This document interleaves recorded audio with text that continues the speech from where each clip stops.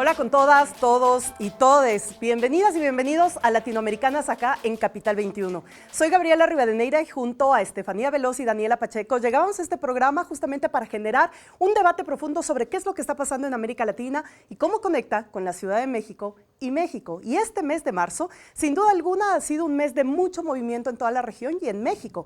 Ha sido el mes de la reivindicación de lucha de las mujeres y de los feminismos. Por eso te traigo aquí lo que arde.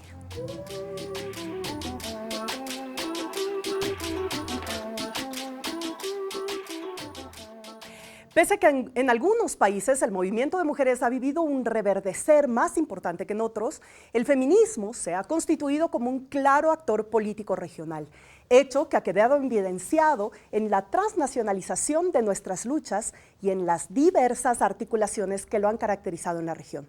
Las mujeres en América Latina no pedimos permiso para luchar. Cada 8 de marzo y cada vez que salimos a las calles, las mujeres de nuestra América demostramos que no estamos dispuestas a retroceder. Considerando el impacto de la pandemia de COVID-19, se han empeorado las disparidades de género en contextos de conflictos crecientes como la migración forzada y la crisis climática. Y el avance de la ultraderecha hace que la adversión hacia una agenda que propenda por la equidad de género sea cada vez más aguda. Los pueblos están bajo una presión creciente y la tecnología digital ha generado nuevas formas de violencia contra las mujeres y las niñas. Nos movilizamos por la justicia, por la igualdad, por la vida misma, pero junto con nuestra fuerza ha crecido también el odio de quienes quieren devolvernos al silencio. Los sectores antiderechos, que hoy se presentan como defensores de valores y tradiciones, son los mismos que históricamente han sostenido la violencia estructural contra nosotras. Son los que se oponen a la educación sexual, por ejemplo, los que atacan al derecho al aborto, a las condiciones laborales igualitarias, a que se pague por los cuidados, los que criminalizan a quienes denuncian abusos y feminicidios. Son los que operan en contra de nuestros derechos mientras nosotras marchamos para no ser invisibilizadas ni asesinadas. En toda la región hemos visto su ofensiva organizada. Por ejemplo, en Argentina, en Brasil, los mismos grupos que financian campañas de odio contra el feminismo están detrás de leyes que buscan restringir nuestros derechos. Usan el miedo y la desinformación como estrategia porque saben que cuando las mujeres accedemos a la justicia, a la educación, a la libertad sobre nuestros cuerpos, su modelo de dominación y exclusión se debilita. A los numerosos avances producidos en diversos países en materia de género, les ha seguido una reacción de contornos conservadores. Mientras gobiernos, como el de Javier Milei, celebran el desmantelamiento de políticas públicas de género en un intento de provocación y de socavar los derechos conquistados, las movilizaciones reivindicaron la lucha por los derechos de las mujeres y de las diversidades. Afortunadamente, en el otro extremo, presidentas como Claudia Sheinbaum se compromete a llevar a cabo las reformas constitucionales y legales para poner fin a la violencia contra las mujeres. La reacción de estos grupos se debe a que las causas feministas se han vuelto dinámicas y poderosas y a las que las estructuras organizativas construidas en torno de ellas representan desafíos reales al poder patriarcal. Pero más allá de las cuestiones de género, hoy el movimiento se levanta también contra las medidas económicas y sociales que condenan gran parte de la población al hambre, a la exclusión, a la desigualdad, especialmente de las mujeres. Pese a un contexto que en varios sentidos se muestra adverso para el feminismo, las razones para la lucha siguen estando vigentes. En tiempos de reacción, las mujeres comprometidas con la lucha por la igualdad y la justicia tenemos el desafío de construir más y mejor feminismo y de incluir a aquellas que por responsabilidad de este mismo sistema patriarcal no lo han podido o no han querido participar aún. Frente al avance fascista, la lucha feminista, nos paramos, nos organizamos y seguimos en lucha por nuestros derechos, por una vida libre de violencias y por un continente más justo e igualitario. A los sectores antiderechos les dejamos y decimos claramente que la ola feminista no se detiene, porque no es una moda ni una consigna vacía, es una lucha por la vida, por la dignidad, por el derecho de cada mujer y de toda sociedad en general en América Latina a ser libre. Por las madres, las jóvenes, las trabajadoras, las niñas, las invisibles, por las campesinas, por las mujeres indígenas, por las obreras, por las perseguidas, por las migrantes, por las mujeres con discapacidad, por las mujeres trans. Todas nos seguiremos viendo en las calles y en todos los espacios que nos fueron restringidos durante tanto tiempo. Esto está que arde y ahora seguimos con nuestro debate y nuestra conversa aquí en el CED, justamente en Latinas Incorregibles.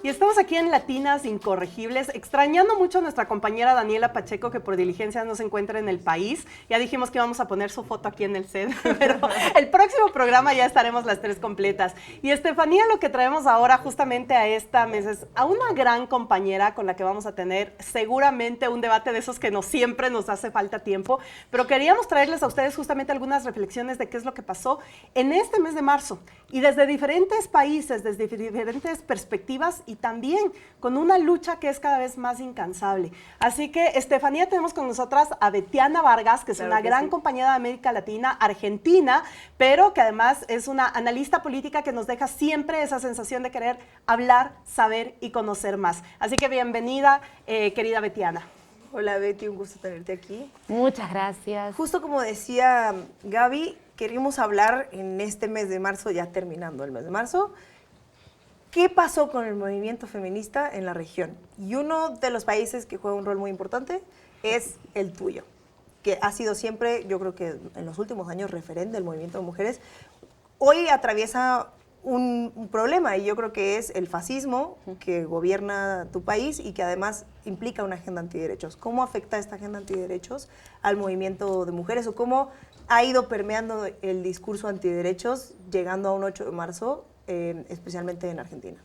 Bueno, primero que nada, saludarlas. La verdad es un gusto poder estar compartiendo. He ya mirado todos los programas de Latinoamericanas, así que felicidades y a Dani a través de ustedes. Bueno, primero que nada, compartir lo que ustedes ya comentaban y que vienen trabajando en estos programas. El feminismo es una fuerza muy poderosa en América Latina. Sabemos que es quizás una de las fuerzas más poderosas del mundo, ¿no? El feminismo latinoamericano. Y en ese marco, claro, esta ola reaccionaria, ¿no? Que por las condiciones tenemos en Argentina, desataron un conjunto de, obviamente, medidas que son totalmente para atacar de raíz, digamos, a este movimiento que es el movimiento feminista y principalmente el feminismo popular. Claro. Y las principales medidas que hemos observado en este último tiempo, porque recordemos que Milei lleva 15 meses de gobierno, pareciera que lo tenemos hace 10 años, sí. Es muy desgastante, pero... Y ha hecho mucho daño en 15 meses. Ha hecho muchísimo daño, pero a todo lo que tiene que ver con las luchas feministas es un ataque permanente. Podemos recordar el cierre del Ministerio de las Mujeres, sí. Podemos recordar todo lo que tiene que ver con el desfinanciamiento, el desabastecimiento, digamos, de todas las políticas de género, principalmente lo que tiene que ver con la Ley 144, con la Ley Micaela. Es una ley muy importante que formaba a trabajadoras y a trabajadores del Estado para... Borrar a las mujeres de la historia también. Exacto, ¿no? Se borra a las mujeres de la historia. De hecho, el día de ayer, el día 25 de marzo, salieron con un ataque, una ofensiva hacia nuestra ley, digamos, de interrupción voluntaria del embarazo, que fue justamente celebrar el Día del Niño como una cuestión así, directamente, el niño por nacer. Claro, o sea, es el día del feto, básicamente. Claro. Entonces, sí son permanentemente acciones que van contra el movimiento y contra las banderas que hemos levantado históricamente, pero que sí es necesario también marcar el estado, digamos, estructural en el que nos encontramos las mujeres, por lo menos en Argentina, también en Latinoamérica. En Latinoamérica sabemos que estamos alrededor de los 8.000 más o menos feminicidios y en Argentina... Sí, en 2024, y en Argentina estamos en los 250, 252. Y me fijaba acá con las estadísticas, comparando con México, también es una situación bastante difícil. México tiene, obviamente, muchísimas más mujeres que son víctimas de los feminicidios. Estamos hablando de una estadística de más o menos el 852 feminicidios en el 2023. 24, pero que además de esta problemática de violencia hacia las mujeres, también existen condiciones estructurales en relación a lo laboral. Estamos hablando de una brecha que ya en Argentina ronda alrededor del 27%, según el comunicado de Ni Una Menos, que lo publicaron, digamos, para este último 8M. Y también estamos hablando de bueno, el trabajo de los cuidados, ¿no? Sabemos que el trabajo de los cuidados es un tema, digamos, que nos atraviesa a todas las mujeres en todo el mundo. De hecho, revisando ahí, tomando apuntes, veía cómo el mismo Aristóteles llamaba al trabajo de los cuidados un trabajo de esclavitud. Claro, porque, de hecho, o sea, cuando los pensadores, estos grandes filósofos, problematizaban, ¿no?, la vida cotidiana, quienes trabajaban sobre las tareas de cuidado eran las personas en condición de esclavas. Entonces, bueno, esto es un pequeño pasaje de Hannah Arendt, el sistema capitalista también lo que hizo fue la mano de obra sin paga para que genere justamente las cosas sustanciales para la vida de una sociedad. Exacto. Por lo tanto, obviamente, el tema del trabajo, del cuidado, la carga, etcétera, está muy ligada al fortalecimiento del sistema capitalista. Exacto. Entonces, es una cosa con la que combatimos y que cada vez se va abriendo más el debate, que es también lo interesante. Exactamente. Y para que revisemos esto, ¿no? En ese momento, digamos, incluso tras la muerte de Aristóteles, libera a sus esclavos. O sea, porque saben que el trabajo doméstico, las actividades que uno realiza hacia el interior de la propia casa, consumen tiempo. Estamos hablando de, en Argentina, por lo menos alrededor de 6,5 horas lleva el trabajo de los cuidados. Y eso recae principalmente en las mujeres. Yo no te digo que el 100%, pero por lo menos 9 de cada 10 mujeres tenemos que dedicarnos al trabajo doméstico y esa es la condición que reclamamos. Obviamente, ahora con Javier Milei, ustedes saben, esto es realmente totalmente desguazado, digamos. Incluso el discurso de las pensiones, ¿no? Ni hablar.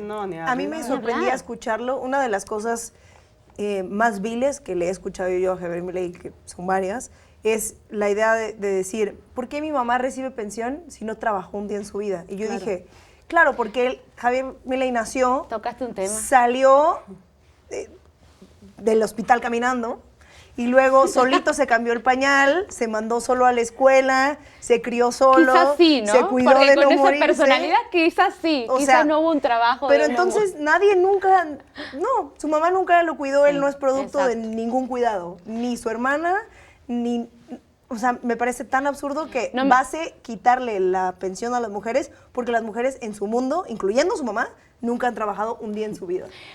Una cosa ahí para agregar y dejarte hablar, Gaby, sí, este fin de semana la moratoria cayó, o sea, era la posibilidad de las personas que, en el caso de las mujeres a los 60 años, en el caso de los varones a los 65 años, poder jubilarse después de años y años de trabajo, y eso Javier Milei hizo que se cayera. Vimos cuáles fueron las movilizaciones que tuvimos con nuestros jubilados y con nuestras jubiladas, una represión brutal. O sea, el mes de marzo en Argentina ha sido como si hubiesen sucedido por lo menos unos 20 años juntos en una semana, ¿verdad? O sea, incluso Lenin lo decía, ¿no? Hay momentos que parece que no pasa nada y otros que se acelera, digamos, la dinámica y que parece que en un día pasan años.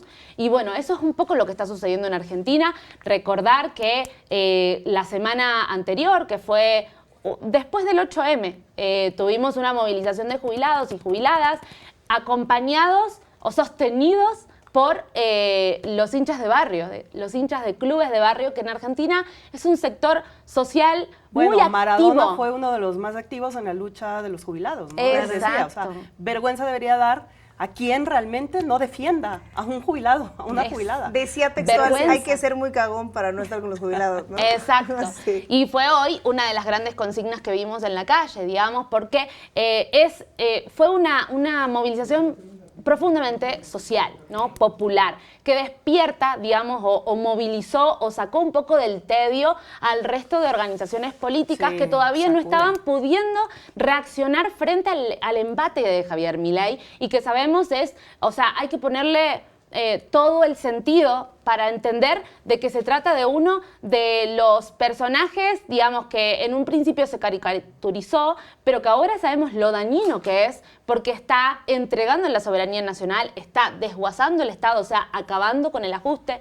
Y después de esta movilización de jubilados, de esta represión brutal que dejó a Pablo Grillo internado con el cráneo perforado por una bomba de gas que tiraron por el protocolo de Patricia Bullrich, que es la ministra de Seguridad, digamos, de Argentina. Y una semana después de esa movilización, Milei se atreve a llevarnos de vuelta al fondo. Entonces, nuevamente, una semana después, toda la Argentina se movilizó a ver qué es lo que estaba sucediendo, obviamente por solidaridad a los jubilados, pero el sentido de ir al Congreso, el de la semana pasada, fue porque Javier Milei estaba firmando un decreto del que no se sabe absolutamente nada y que fue aprobado con 128 votos en contra, obviamente, estamos ahí, y 6 abstenciones. Pero sin embargo, hoy se firmó un contrato, o sea, no sabemos qué es lo que negoció Javier Milei con el Fondo Monetario Internacional, pero lo que sí sabemos es que nos llevó de vuelta a ese lugar, que es un lugar que sabemos es de pobreza, de ajuste, de represión, y obviamente ya Argentina no puede más, ya no hay de dónde sacar. Estamos hablando de que estamos con un 200% de inflación acumulada anual. Y lo que estamos seguras también es que no es un tema aislado, es decir, no es solamente Milei en Argentina,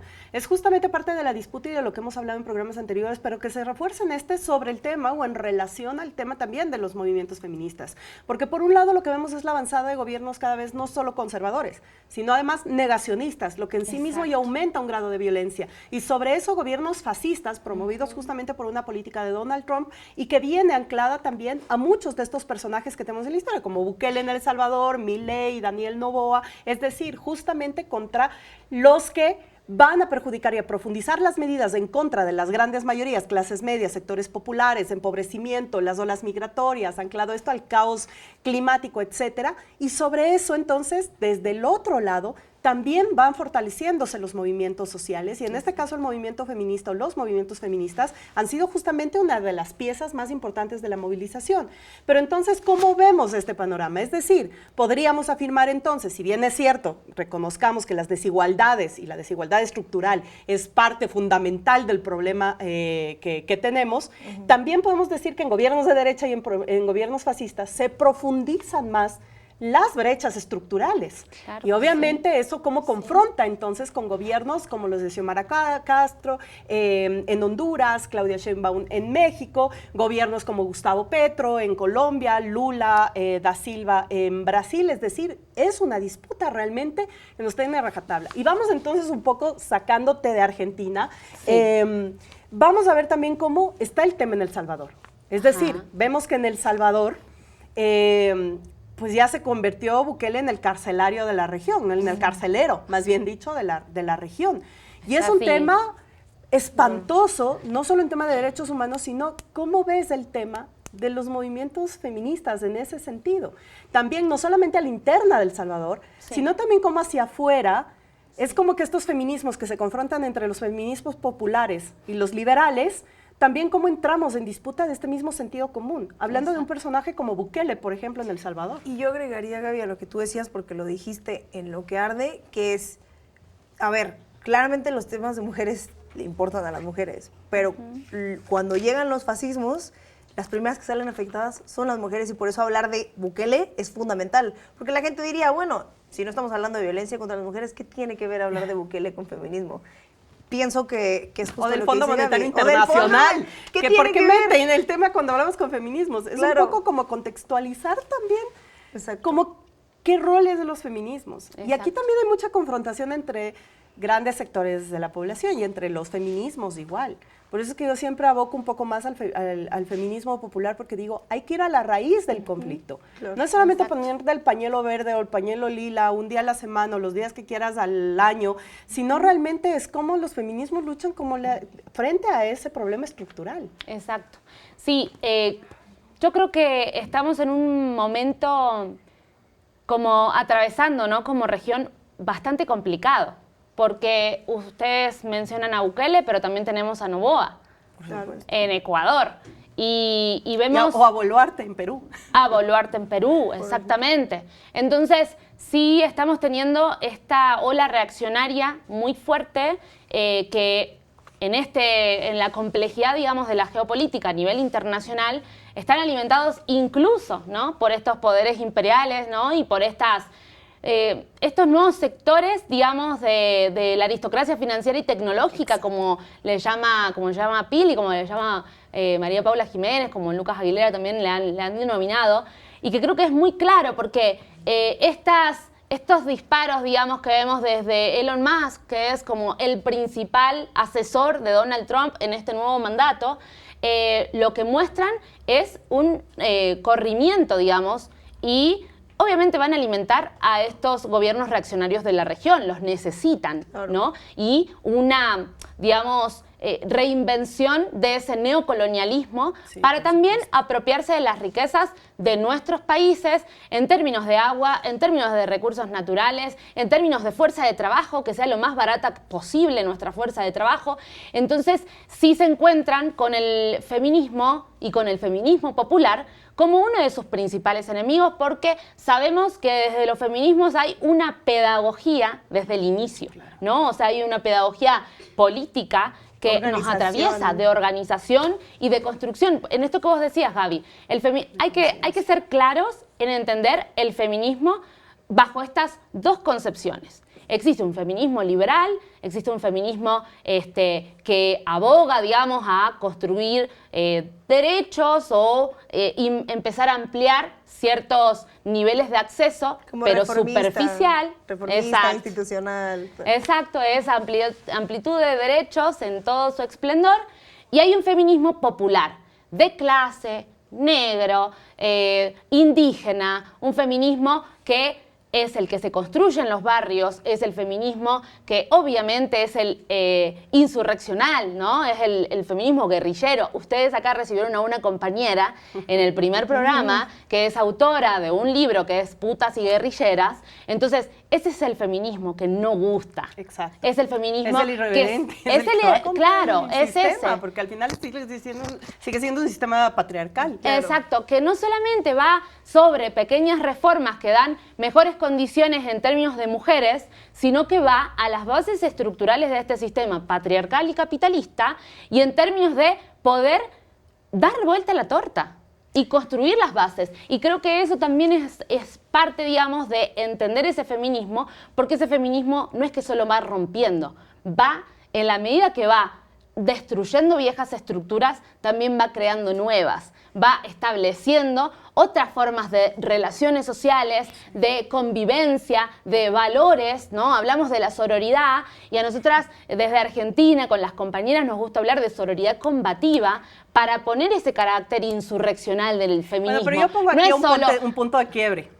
Que ya sacaron la palabra sororidad, que yo amo. Es una palabra preciosa, pero también hipermanipulada. Exacto. Porque entonces, como somos sororas, da lo mismo tener una Claudia Sheinbaum o una Dina Boluarte. Exacto. Por eso le sumamos nosotras el Exacto, combativa. exacto. Porque es ese feminismo que nosotras decimos es en cada trinchera y desde ese combate permanente. Y acá quiero hablar porque sí es necesario, bueno, ustedes me dirán cuáles son las compañeras. Gaby es una de las compañeras perseguidas, porque esta es la violencia política que ejercen sobre las compañeras cuando disputamos espacios de poder.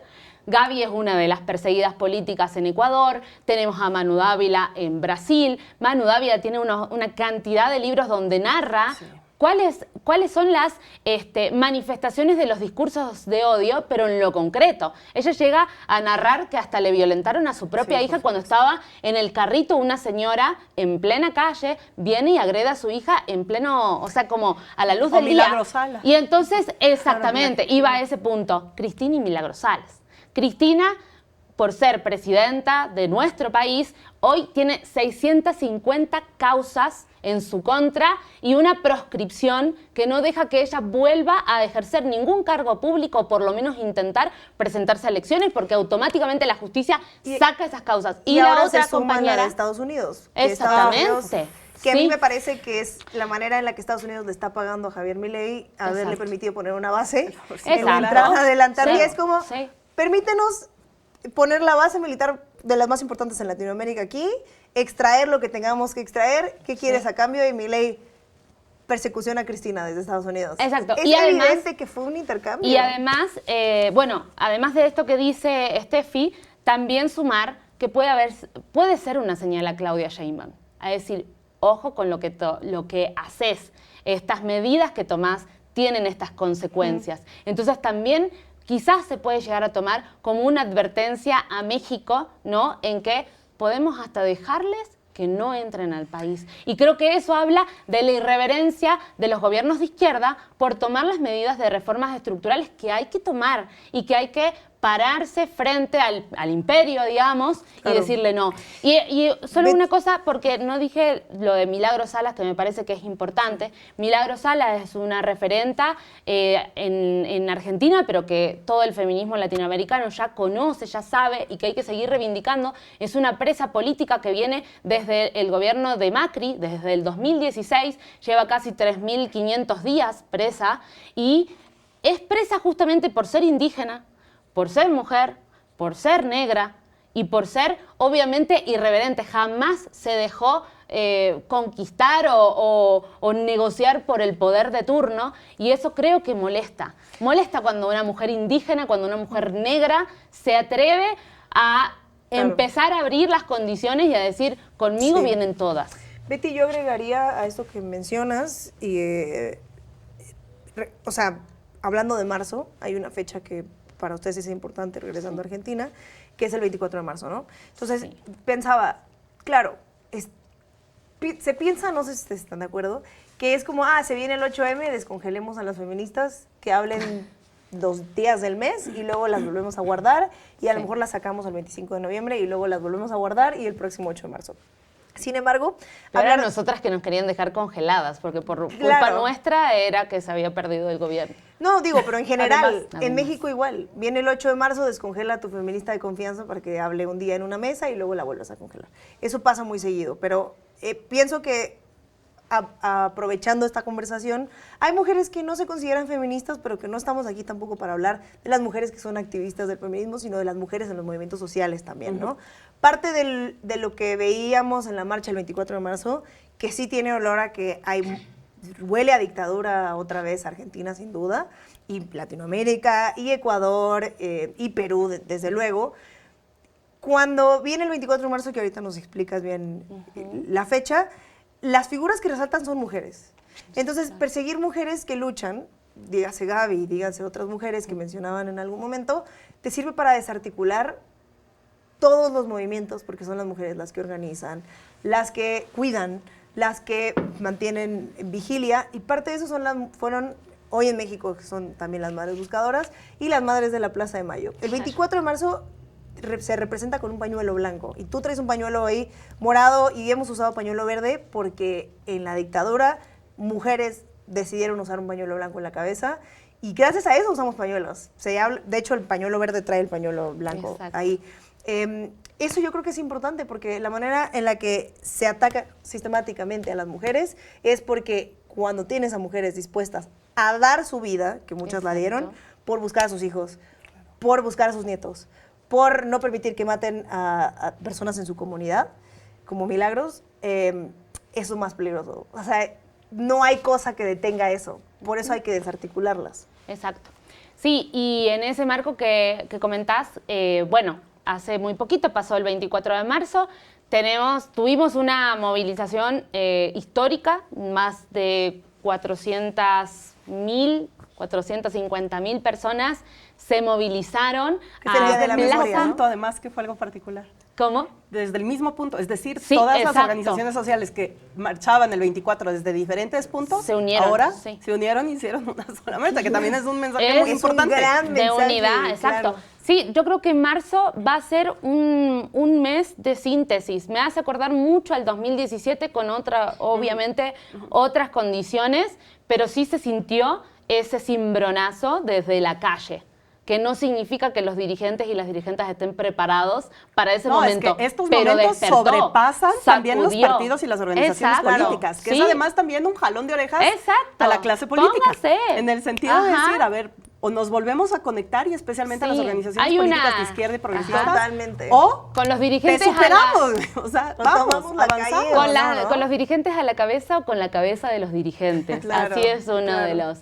Pero sí quiero remarcar, el 24 de marzo entonces es el día donde se conmemora nuestra lucha por la memoria, la verdad y la justicia, y hace énfasis, digamos, sobre la última dictadura que tuvimos en el 76, ¿no? Pero que, salió un video del AGE, lo habrán revisado en las redes sociales, donde nuevamente estos grupos conservadores reaccionarios vuelven a poner, exacto, el 24 de marzo de este año fue con la consigna justamente por una ley antinegacionismo, porque nuevamente hay que... Uno no pensaba que ya eso no se tenía que explicar, que ya era algo saldado, una herida saldada para nuestro país, y de vuelta hay que volver a trabajarlo, porque estos sectores, por ejemplo, Agustín Laje, que además a los feminismos nos trata de ideología de género, obviamente en esta cuestión de los derechos humanos también lo combate, y entonces pone en discusión si realmente son 30.000 o no son 30.000 las personas que fueron desaparecidas, torturadas, desaparecidas. Si fue una guerra. Sí fue, exacto, ahora viene el concepto de guerra, y hay que volverlo a poner con todas las letras. O sea, fue un ejercicio de uso del monopolio de la fuerza del Estado para desaparecer, para torturar, para violentar y para matar a jóvenes que eran sindicalistas, que eran jóvenes de movimientos estudiantiles que luchaban por boletos, o sea, jóvenes de 16 años. Pusieron todo el aparato del Estado para matarlos y para desaparecerlos. Entonces, volver a tener que explicar eso es realmente haber caído haber abierto una herida tan dura que lo demuestra este 24M de cómo la gente se movilizó y cómo es algo que no se discute más en Argentina. Hubo una dictadura militar que además hay que decirlo porque lo comentaba el otro día, revisen el tuit de Matías Casabué, del Cachi, donde él lo dice, este golpe del 76 fue en realidad una parte más de la historia, porque el gran problema, esa guerra que le llaman, el gran problema aparece en el 55, cuando bombardean la Plaza de Mayo y matan a 400 personas en la Plaza de Mayo, la aviación naval, digamos, justamente para derrocar a Juan Domingo Perón. Y ese es el inicio del problema que empieza a ocurrir en Argentina. Y de los desaparecidos, ¿no? En el 76... se llega a la lucha armada a partir de esa consecución de golpes de Estado, donde los gobiernos militares, o sea, las juntas militares, agarraban el poder y básicamente fueron los que nos llevaron al fondo. Además, porque en el 55, Perón jamás quiso entrar al Fondo Monetario Internacional y fueron las dictaduras militares las que nos llevaron. Por eso y los factores se van replicando. Exacto.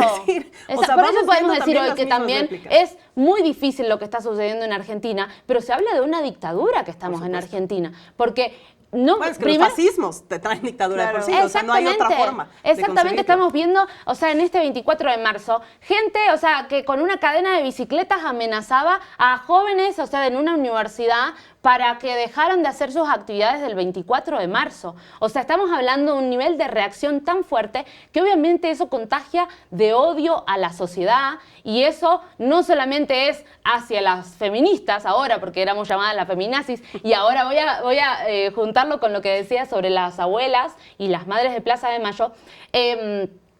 Hoy estamos viendo esta ola reaccionaria y es una ola muy violenta. Nuestros compañeros y nuestras compañeras en Argentina están con una pesadez de salir a militar, porque sí es muy difícil estar en ese contexto de tanto embate permanente, que además te asfixia económicamente, y no podés salir a decir tus ideas porque sos tildado y básicamente violentado. Bueno, pero además de eso se trata también del estado de terror. Exacto. Es decir, cuando aprovechan los gobiernos fascistas, que en sí mismos son dictatoriales, no hay otra forma de verlos, es lo mismo. Es la implementación del estado de terror para apaciguar cualquier intento de la población o de sectores a la organización frente a esa lucha del estado de terror. Entonces, eso es un modus operandi que lo traemos desde mediados del siglo XX, que se fortalecieron a finales, que hoy vuelven en la segunda década del siglo XXI, es decir, por eso digo, es como una ruta, y ahí entra el rol de los feminismos. Exacto. Exactamente, en este punto de quiebre histórico en el que no sabemos, porque la disputa es tan fuerte entre esas derechas cada vez más violentas y las izquierdas cada vez más tibias y más al centro, entonces son los movimientos feministas, entonces son los movimientos feministas y el feminismo popular particularmente que te vuelve a traer a tierra. A ver, ¿dónde está tu lucha? ¿Dónde te ubicas?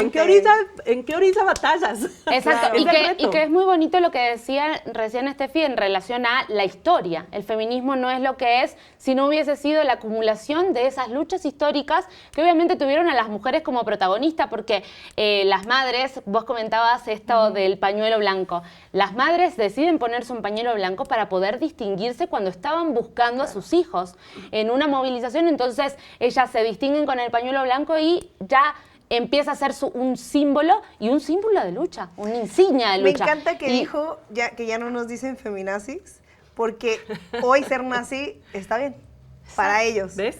Claro, o sea, la derecha es que la derecha dejó de decirnos feminazis porque ahora sí está habilitado a hacer el gestito. Bueno, como siempre vamos a quedar pendientes de continuar este diálogo. Siempre se nos vuela el tiempo porque además son temas que se van transversalizando lo uno con lo otro.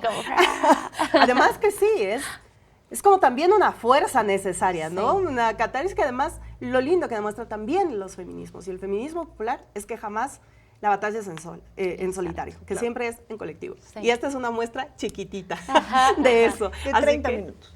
Sí, una muestra chiquita de 30 que nos dejan cada vez más picados. Algo más para... Solo para agregar, porque como estábamos hablando del feminismo latinoamericano, dejar un chivo, que es el dossier que hicieron las compañeras para el 8M, donde está el testimonio de por lo menos unas 15 compañeras, que fue el dossier de Nodal, es un informe que hacen especiales, y entonces ahí pueden ir a buscar datos, todo el estado de situación. Ahí está Paula Jiménez, que es la directora de Nodal, escribió Emi Trabuco, escribió también las compañeras de la CTA Autónoma, escribieron las compañeras de la... Ahora vamos a tener justamente a compañera de la CTA en nuestro siguiente ¡Ay, qué bien! Así que bueno, vamos a seguir investigando y les llamamos a todas y todos ustedes justamente a que sigamos investigando, que nos llenemos de datos para que el discurso cada vez sea más de contenidos y también más politizado. Así que muchísimas gracias a Betiana Vargas. Con esto terminamos Latinas Incorregibles y nos vamos a un pequeño corte.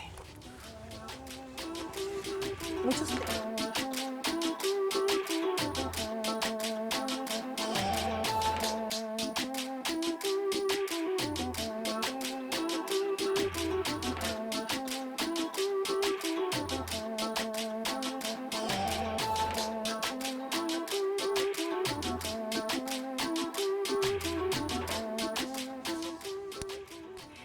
Gracias, bienvenidos de vuelta aquí en Latinoamericanas en Capital 21. Ahora venimos justamente con nuestro C de la entrevista, porque siempre nos intercomunicamos con otras compañeras que están desde otras latitudes, también haciendo política, haciendo feminismos, y es una de esas compañeras a las que yo tengo mucho honor de presentarla hoy en este programa, que es Yamile Sokolovsky, justamente secretaria de Género y Diversidades de la CTA, de la Central de Trabajadores de la Argentina, no solamente por lo que significa en este momento particular en la Argentina la CTA, sino sobre todo por esa lucha que desde los feminismos y principalmente el feminismo popular están elevando en Argentina como un símbolo de resistencia y que nos llama a toda la región. Así que Yamile, muchas gracias por acompañarnos en este espacio de la entrevista y arrancar justamente preguntándote eso, ¿cómo ves no solamente el 8 de marzo o marzo en general en la Argentina desde el movimiento feminista, desde la lucha feminista en un momento en el que Argentina se presenta justamente ante un gobierno tan dictatorial y fascista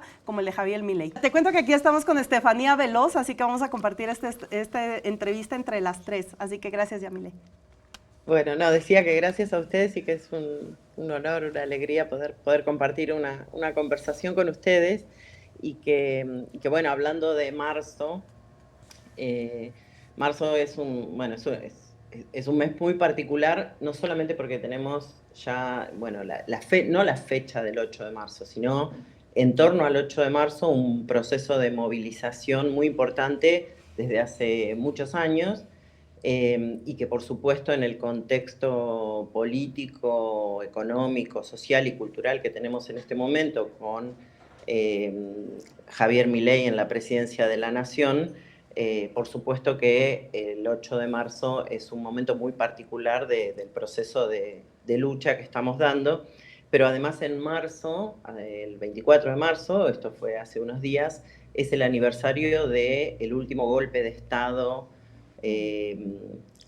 militar empresarial en Argentina, que fue en el año 1976, y entonces también es un momento muy importante de convocatoria a la movilización popular encabezada el 24 de marzo por los organismos de derechos humanos, pero muy especialmente por las madres y abuelas de Plaza de Mayo, que bueno, son una referencia fundamental de la construcción democrática y popular en nuestro país, pero que además son una referencia para los feminismos también, ¿no? Para este movimiento feminista que, bueno, que como te decía, desde hace varios años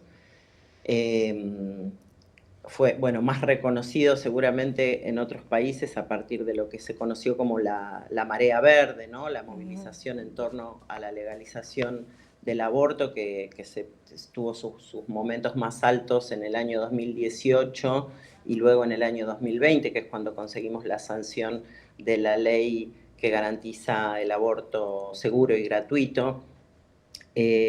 Bueno, pero que es un proceso que se ha venido acumulando desde muchos años antes, en realidad que es un proceso que ha acompañado toda la construcción democrática de las últimas décadas, y que reconoce muchos antecedentes importantes, ¿no? Que permitieron que se constituyera en estos años un momento del feminismo muy particular que creo que lo define con mayor claridad es entender que es masivo y popular, ¿no? Y que entonces es un feminismo que ocupa las calles, pero que está presente en las organizaciones sindicales, que está presente en las organizaciones territoriales, que está presente en las organizaciones políticas y que ha venido tramando no solamente una capacidad muy importante de resistencia, sino una potencia democrática, una potencia de transformación social muy notable, que en momentos muy difíciles no ha perdido la capacidad de plantear horizontes de transformación social, ¿no? Entonces, bueno, no casualmente el movimiento feminista en Argentina es un enemigo señalado por el gobierno de Javier Milei, en la medida en que claramente entienden que es un obstáculo a su proyecto, ¿no? En un contexto, ahora retomando lo que estabas diciendo hace un momento, donde se están recordando políticas sociales, políticas de género, ¿cómo se están organizando ustedes para lograr salir a flote, digamos, y al mismo tiempo generar comunidad? Sí, nosotras decimos a este proyecto que, bueno, así lo calificamos y así fue nuestra consigna el último 8 de marzo, este proyecto de hambre, de saqueo y de crueldad, le contestamos con más solidaridad y con más organización, y eso es lo que venimos tratando de hacer, ¿no? Desde nuestros lugares, seguir, en primer lugar, digamos, sostener la organización colectiva, ¿no? Como la primera respuesta a este proyecto político, que claramente también es un proyecto oligárquico patriarcal, ¿no? Es un proyecto que pretende sostener la profundización del proceso de concentración del capital y de entrega de nuestros recursos y, como decimos especialmente nosotras, de nuestros esfuerzos trabajadores para el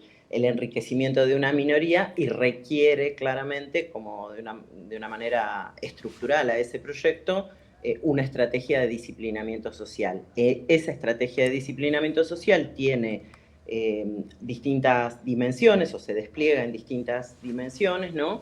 E implica, como decía hace un ratito, bueno, claramente intentar atacar y desactivar la organización colectiva, la organización de los feminismos, pero también la organización de las diversidades que se da junto con el proceso de organización feminista, pero también la organización sindical, los organismos de derechos humanos, las organizaciones políticas opositoras a ese proyecto, pero que también, como parte de ese mismo ejercicio de disciplinamiento, intenta destruir los lazos sociales, ¿no? Destruir todas los gestos de solidaridad y de encuentro al interior de nuestro pueblo, ¿no? Construyendo falsas enemistades, ¿no? Intentando hacer que para algunos sectores de nuestro pueblo los responsables o las responsables de sus penurias sean identificadas o sean identificadas en ese lugar como de responsabilidad de sus penurias y de sus frustraciones y de sus padecimientos otros sectores del propio campo popular y también de generar desmovilización y desarticulación a través del miedo, la desconfianza, ¿no? Entonces, el primer gesto de contestación a ese proyecto es abrazarnos, ¿no? Es fortalecer en todos los espacios donde desarrollamos nuestra militancia el encuentro entre las compañeras, los compañeros, les compañeres, seguir hablando con la letra E, ¿no? Que ha sido impugnada también por este gobierno, y tratar de construir también desde esos lugares también una respuesta a la disputa cultural que se nos plantea, ¿no? Porque este gobierno, el gobierno argentino, como otros gobiernos en el mundo, ha logrado llegar a apropiarse de los resortes del poder estatal a través de procesos eleccionarios, ¿no? Entonces tenemos un desafío muy grande que es poder retomar en una clave más eficaz la disputa por la conciencia social y política, ¿no? De nuestros pueblos. Y esa es una de las tareas fundamentales. Hablando de tareas, está la tarea de informar. ¿Qué rol juegan los medios de comunicación en este momento en Argentina para informar sobre el feminismo? ¿Crees que en este momento hay más desinformación, una estrategia mediática de los medios tradicionales que sea un embate en contra del feminismo? Sí, en buena medida sí. Y bueno, a ver, los medios tradicionales vienen jugando un rol importante en la erosión del proceso democrático y en la deslegitimación de las causas populares, no de ahora, sino desde hace muchísimo tiempo. Incluso hay que decir en particular que en Argentina tuvieron un rol muy importante en la construcción del silencio y la invisibilización en torno a los crímenes de la última dictadura. Y no han dejado de representar, al contrario, han representado de una manera cada vez más creciente un brazo al servicio, o no al servicio, en realidad son parte del propio poder económico, ¿no? Entonces son expresión son corporaciones económicas, expresiones del poder económico concentrado. Y en esos términos, salvo en algunos momentos y en relación con algunas cuestiones, bueno, siempre han jugado en contra. Creo que el avance que logramos cuando conseguimos la legalización del aborto fue una lucha que quebró esa hegemonía, ¿no? En la medida en que construyó una legitimidad que no podía no ser reconocida. Ahora, en los últimos años, al cuadro de los medios de comunicación tradicionales hay que sumarle de una manera muy significativa, sobre todo después de la pandemia, el lugar de las redes sociales, ¿no? Como campo de disputa en torno al acceso a la información y a la construcción de sentidos, ¿no? Y ahí estamos teniendo claramente en ese lugar una ofensiva reaccionaria muy fuerte y muy fuertemente dirigida contra las demandas y las reivindicaciones de los feminismos y del transfeminismo, y ustedes habrán escuchado, y si no lo hicieron, no sé si les recomendaría que lo hagan, porque es bastante desagradable, pero si escucharon el discurso de Milei en la última conferencia de Davos, la carga enorme de violencia, de mentiras, ¿no? De mentiras además enunciadas bajo el argumento de estar hablándole muy claramente a la gente, ¿no? Ese es un discurso que es un discurso de desinformación y de construcción de estigmas, ¿no? Si podemos cerrar con tu mensaje final, porque nos encanta realmente conversar contigo y además abrazarte desde acá, desde el norte a ese sur, abrazarte muchísimo, compañera, y a través tuya a todas las compañeras de la CTA, de todos los sindicatos y de las que están en la calle todo el tiempo. Así que gracias, Yamile. No, gracias a ustedes. Yo quiero decirles que la situación es muy complicada, pero que estamos en pie de lucha. Ahora en un momento me voy a una movilización con los jubilados y las jubiladas que estamos acompañando una vez más, y que nosotras no tenemos dudas de que no van a lograr que este pueblo quiebre su esperanza, pero que vamos a salir de esta situación en la medida en que también seamos capaces de proponer horizontes mejores para todos, para todas y para todes, y que los feminismos tenemos un lugar central en la construcción de una idea de sociedad que nos contenga, pero que nos movilice para la lucha, ¿no? Muchísimas gracias. Ha estado con nosotras aquí en este espacio de la entrevista en Latinoamericanas, Yamile Sokolovsky, secretaria de Género y Diversidades de la CTA. Un abrazo fuerte y aguante la Argentina, y no se vayan porque volvemos con Manual para Desobedecer.